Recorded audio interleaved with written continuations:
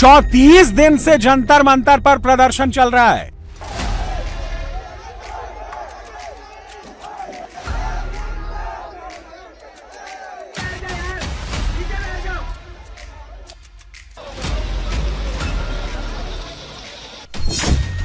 छह 20 दिन से सोनम वांगचुक भूख हड़ताल पर हैं।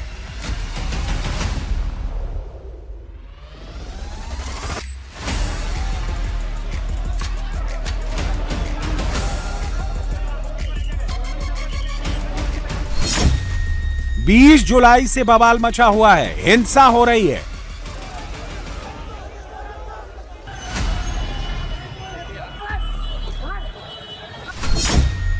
चार दिन से संसद ठप है, फुल पॉलिटिक्स हो रही है।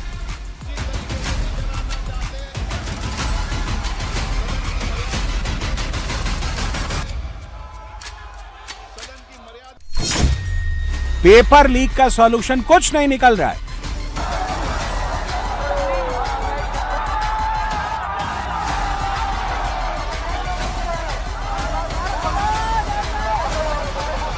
प्रदर्शनकारी कॉकरोच जनता पार्टी अपनी जिद पर अड़ी है।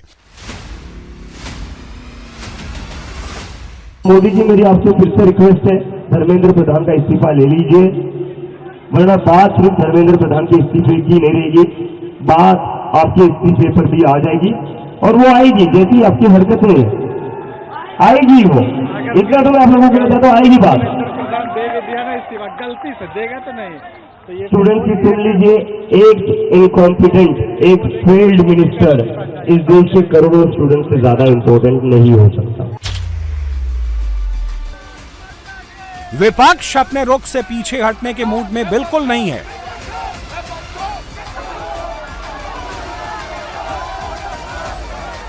जो हमारे स्टूडेंट्स हैं वो सड़क पे हैं, तो सारे के सारे ऑपोजिशन एमपीज को लगा कि हमें भी सड़क पे होना चाहिए, तो हम चाहते थे कि सारे के सारे ऑपोजिशन एमपीज इंडिया गेट जाएं। उन्होंने मना कर दिया, रोक दिया। फिर हमने कहा कि 30 जनवरी जाना चाहते हैं। यहाँ पे इन्होंने ये बस लगा दी है और यहाँ पे ये बस लगा दी है और ड्राइवर मतलब निकल के छोड़ दिया बस को, तो यहाँ पे हम आगे नहीं जा पा रहे हैं। बट मेन मैसेज है स्टूडेंट्स को कि हम आपके साथ हैं, पूरा विपक्ष आपके साथ है और जो आपके साथ हो रहा है, आप पर जो वायलेंस हो रहा है उसके हम बिल्कुल खिलाफ हैं। नहीं, आप देख रहे हैं, हम जाने की कोशिश कर रहे हैं। हम 30 जनवरी मार्च जाना चाहते थे, सिंबॉलिकली गांधी जी की असैसिनेशन स्पॉट है, इसलिए। सरकार जागी है लेकिन कोई सॉल्यूशन नहीं निकाल पा रही है। विपक्ष का व्यवहार बहुत ही गैर जिम्मेदाराना है, बहुत ही गैर जिम्मेदाराना है। ये न चर्चा चाहते हैं, न ही हाउस को चलने देना चाहते हैं। पहले इन्होंने कहा कि आप पेपर लीक पर चर्चा करो और सरकार ने कहा कि हम नीट पर चर्चा करेंगे, हर विषयों पर चर्चा करेंगे, उसके लिए हम तैयार हैं।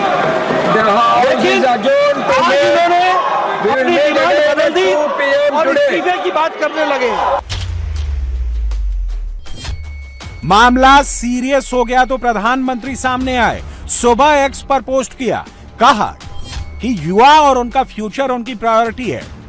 पेपर लीक के दोषी को सख्त से सख्त सजा दिलवाएंगे।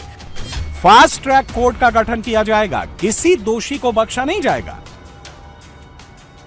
ठीक है, फास्ट ट्रैक कोर्ट बन जाएगी, तुरंत फैसला भी आ जाएगा, कोई दोषी बख्शा नहीं जाएगा। युवा और उनका फ्यूचर आपकी प्रायोरिटी है, यह सब ठीक है। लेकिन सवाल तो यह है कि यह सब अब क्यों? पहले पेपर लीक पर कड़ा एक्शन क्यों नहीं हुआ? क्यों पेपर लीक पर सरकार खामोश रही? क्यों छात्रों को सड़क पर आने के लिए मजबूर होना पड़ा? क्यों विपक्ष धर्मेंद्र प्रधान का इस्तीफा मांगने पर अड़ गया? एक बात तो सच है कि सरकार ने पेपर लीक के मुद्दे को गंभीरता से नहीं लिया। अगर लिया होता तो ये स्थिति नहीं होती। पेपर लीक का मसला कोई छोटा मसला नहीं है। विपक्ष को पता है कि सरकार बैकफुट पर है। इसीलिए जैसे ही प्रधानमंत्री ने फास्ट ट्रैक कोर्ट बनाने की बात की, कांग्रेस भड़क गई। मल्लिकार्जुन खड़गे तो कहने लगे कि प्रधानमंत्री उकसा रहे हैं। जो आज प्राइम मिनिस्टर का बयान हुआ है, ये इन्वेस्टिगेटिव बयान है ये, और दूसरा जो है पहले एजुकेशन मिनिस्टर का इस्तीफा होना चाहिए। चर्चा करने के लिए थे, चर्चा से भाग।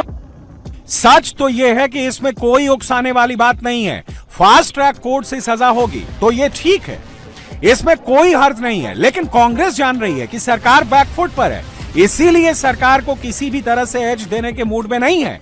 सवाल तो यह है कि विपक्ष को यह मुद्दा किसने दिया, सरकार क्या कर रही थी, अब क्यों जागी है, अब क्यों फास्ट ट्रैक कोर्ट बनाने की बात कर रही है। जैसा कि दावा किया जा रहा है 10 साल में 152 पेपर लीक हुए, उसका क्या हुआ, कितने पकड़े गए, कितनों को सजा दी गई।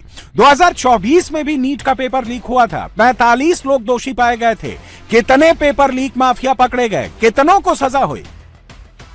बात सिर्फ मोदी सरकार की नहीं है, राजस्थान में, तेलंगाना में, महाराष्ट्र में, हरियाणा में विपक्ष की सरकारें नहीं है, वहां भी पेपर लीक हुआ है। सच्चाई तो यह है कि आज राहुल गांधी बड़ी बड़ी बातें कर रहे हैं, पेपर लीक आंदोलन के अगुआ बन रहे हैं। वो राजस्थान में गहलोत सरकार के समय हुए पेपर लीक को क्यों भूल जा रहे हैं। हकीकत यह है कि किसी भी सरकार ने पेपर लीक को लेकर कड़ा कानून बनाने की कोशिश नहीं की। अब जब कड़ा कानून बनाने की बात आ रही है तो छात्रों के फ्यूचर से ज्यादा कोशिश ये हो रही है कि छात्रों को कैसे भड़काया जाए और वोट बैंक कैसे बढ़ाया जाए।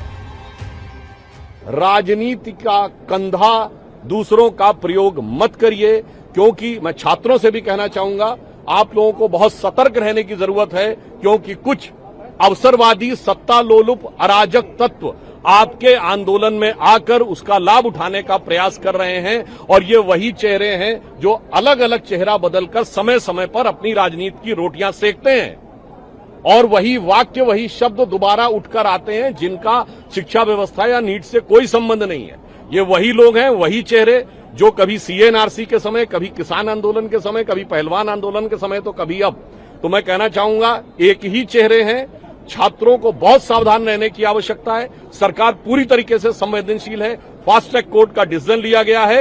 ये वही चेहरे हैं जो कभी मुसलमान के पीछे, कभी किसान के पीछे, कभी पहलवान के पीछे और कभी नौजवान के पीछे जाते हैं। मगर इससे बहुत सावधान रहने की आवश्यकता है। और पुनः हम विपक्ष से कहना चाहते हैं, सदन में चर्चा करिए, चर्चा करने से मत रोकिए, सदन को मत रोकिए, खुली चर्चा होने दीजिए। और आजकल तो सीधा प्रसारण होता है, जनता को निर्णय करने दीजिए कौन सही है, कौन गलत है, कौन ईमानदारी से प्रतिबद्ध है और कौन राजनीति से पूरी तरीके से ग्रस्त।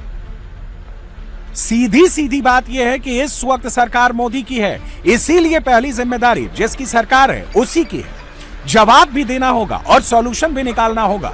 और अगर छात्रों के फ्यूचर की चिंता है तो विपक्ष को भी साथ देना होगा। पेपर लीक कानून और उनको सजा दिलाने वाला सिस्टम कितना खोखला है, उसका सबसे चौंकाने वाला सैंपल 2024 के नीट एग्जाम का पेपर लीक केस है। आप हैरान हो जाएंगे। नीट यूजी 2024 पेपर लीक हुआ था। कुल 45 आरोपी बनाए गए थे, 45 में से 44 को जमानत मिल गए। मजेदार बात यह है कि 2024 पेपर लीक की इन्वेस्टिगेशन सीबीआई कर रही थी। बिहार के पेपर लीक माफिया संजीव मुखिया को मास्टरमाइंड बताया गया। कुल 45 लोगों की अरेस्टिंग हुई, सबके खिलाफ चार्जशीट फाइल की गई। आज 23 जुलाई को सीबीआई ने संजीव मुखिया को क्लीन चिट दे दिया। सीबीआई ने कहा कि संजीव मुखिया के खिलाफ कोई सबूत नहीं मिले हैं। संजीव मुखिया अभी बिहार पुलिस सिपाही बहाली पेपर लीक केस में जेल में बंद है। बिहार की आर्थिक अपराध इकाई ने संजीव मुखिया का नाम लिया था। बिहार पुलिस ने ही संजीव मुखिया के खिलाफ एफआईआर दर्ज किया था। आप ये जानकर भी चौंक जाएंगे कि जब 2024 का पेपर लीक का मामला सामने आया था तो चार्जशीट में सब पर गंभीर आरोप लगे थे। संजीव मुखिया मास्टरमाइंड बताया गया, 99 दिनों में जमानत मिली, सबूत नहीं मिले, सीबीआई ने क्लीन चिट दे दिया। अमित कुमार सिंह सॉल्वर गैंग और कोचिंग नेटवर्क का कोऑर्डिनेटर बताया गया, 279 दिन में जमानत मिल गई, 1 साल भी जेल में नहीं रखा गया। पंकज कुमार उर्फ आदित्य, पेपर लीक का सबूत मिटाने की साजिश में शामिल होने का आरोप, 272 दिन बाद जमानत मिल गई, 1 साल भी जेल में नहीं रखा गया। राकेश रंजन और फ्रॉकी पेपर लीक नेटवर्क ऑपरेट का आरोपी 271 दिन बाद जमानत मिल गई, 1 साल भी जेल में नहीं रखा गया। Ranjit Kumar Beura paper leak network में शामिल होने का आरोप 271 दिन बाद जमानत मिल गई, 1 साल भी जेल में नहीं रखा गया। आप ही सोचिए, जिस संजीव मुखिया को मास्टरमाइंड बताया गया उसे नीट एग्जाम धोखाधड़ी मामले में क्लीन चिट मिल गई। सवाल तो ये कि फिर कौन था मास्टरमाइंड, किसने पेपर लीक करवाया? सच्चाई तो यह है कि पेपर लीक का कानून इतना लचर है, सजा और जुर्माना इतना कम है कि पेपर लीक माफियाओं को किसी बात का डर ही नहीं है। उन्हें पता है कि ज्यादा से ज्यादा क्या होगा, 1 साल 2 साल जेल में रहेंगे और फिर बाहर निकल आएंगे। इन पर्चा चोरों के हौसले कितने बुलंद हैं, उसका एक और सैंपल हमें मिला है। 2015 AIPMT medical exam paper leak हुआ। यहां भी इन्वेस्टिगेटिंग एजेंसी सीबीआई थी। रूप सिंह डांगी को मास्टरमाइंड बताया गया। 35 से ज्यादा लोगों की अरेस्टिंग हुई। रवि अत्री नाम के PGIMS रोहतक का MBBS स्टूडेंट भी अरेस्ट हुआ। रवि अत्री का नाम 2011 के AIIMS PG entrance exam paper leak में भी आया था। CBSE एग्जाम कंडक्ट करती थी। 10 से ज्यादा स्टेट से पेपर लीक हुआ था। सुप्रीम कोर्ट की दखल के बाद एग्जाम रद्द हुआ। रोहतक से पेपर लीक का खुलासा हुआ था। 2024 नीट पेपर लीक में भी नाम आया। 8 एग्जाम का पेपर लीक करने का आरोपी है। रवि अत्री को भी ज्यादा दिन तक जेल में नहीं रहना पड़ा। कुछ दिन सजा काटी और जेल से बाहर आ गया और बाहर आकर फिर उसने पेपर लीक किया। सच्चाई है कि इन पेपर लीक माफिया को कानून का डर है ही नहीं। मोदी जी, आप ये बताइए कि पेपर लीक इस देश में हो क्यों रहे हैं? पेपर लीक इसलिए हो रहे हैं क्योंकि आपने ऊपर से लेकर नीचे तक इस देश में सिस्टम में नकारा नाकाबिल लोग बिठाए हैं, जिसमें धर्मेंद्र प्रधान टॉप पे हैं। पेपर लीक एक ऑर्गेनाइज्ड लूट का गिरोह बना हुआ है, जिसमें नीचे से लेकर ऊपर तक लोग पैसे बना रहे हैं। आप चोट लगने के बाद मरहम लगा रहे हैं, लेकिन हमारी लड़ाई इस बात की है कि चोट लग क्यों रही है। पेपर लीक को अगर आप रोकना चाहते हैं तो धर्मेंद्र प्रधान को हटाइए, सिस्टम में अकाउंटेबिलिटी लेकर आइए, स्ट्रक्चरल प्रॉब्लम सॉल्व कीजिए। पेपर लीक होने के बाद कोर्ट क्या कर रही है वो एक पार्ट है, लेकिन पेपर लीक हो क्यों रहे हैं उस पर बात कीजिए। वरना ड्रामेबाजी तो हमने बहुत देखी है। हर दूसरे मुद्दे में इस देश में फास्ट ट्रैक कोर्ट्स बनते हैं, लेकिन फास्ट ट्रैक कोर्ट से क्या वो मुद्दे सुलझे हैं? ये सवाल का जवाब आपको भी पता है और हमें भी। अब सवाल है कि फास्ट ट्रैक कोर्ट का गठन हो जाएगा तो उससे क्या होगा? केस की तेजी से सुनवाई होगी, जल्द फैसला आएगा। 2024 में पॉक्सो से जुड़े फास्ट ट्रैक कोर्ट में केस की डिस्पोजल रेट 96.28% थी। 2024 में पॉक्सो से जुड़े 88,902 नए केस में से 85,595 केस का निपटारा हुआ। 2024 में आम अदालतों में हर महीने रेप और पॉक्सो से जुड़े 3.26% केस निपटाए गए। 2024 में ही फास्ट ट्रैक स्पेशल कोर्ट में हर महीने इसी तरह के 8 केस निपटाए गए। आम अदालतों के मुकाबले हर महीने करीब 250% की रफ्तार से केस निपटाए गए। प्रधानमंत्री श्री नरेंद्र मोदी जी स्वयं बहुत संवेदनशील है इस विषय को लेकर के। उन्होंने जैसे सोहे भी अपने कथन में कहा कि सर्वाधिक प्राथमिकता और इंपॉर्टेंस और महत्व वो देते हैं युवाओं के हितों को, और इसी से प्रेरित होकर के उन्होंने ये निर्णय लिया कि जितने भी पेपर लीक के जिम्मेवार दोषी लोग पाए जाएंगे उनको फास्ट ट्रैक के माध्यम से फैसला होगा, ताकि जल्दी निर्णय हो और एक निर्णायक कार्रवाई भी हो। And this is a part of the series of continuous steps being taken by the government for the safeguard of the welfare of the interest of the students. Fast track court का मतलब सिर्फ ये है कि दोषियों को सजा जल्द मिल जाएगी, लेकिन क्या पेपर लीक के लिए मौजूदा कानून काफी है? तो इसका जवाब है नहीं। केंद्र सरकार ने 21-22 जून की public examination prevention of unfair means act 2024 लागू किया। इस एंटी पेपर लीक कानून के तहत पेपर लीक या आंसर शीट के साथ छेड़छाड़ करने पर कम से कम 3 साल जेल की सजा होगी। इसे 10 लाख रुपए तक के जुर्माने के साथ 5 साल तक बढ़ाया जा सकता है। नीट के एग्जाम का पेपर बेचने वाले एक पेपर लीक करके 25, 30, 50 लाख तक कमा लेते हैं। उनके लिए 10 लाख का जुर्माना क्या है? और 3 साल की सजा भी कुछ नहीं है। जब तक केस चलता है तब तक वो आधी सजा पूरी कर चुके होते हैं। अगर वो दोषी साबित हो जाते हैं तो 1 साल के अंदर बाहर आ जाते हैं।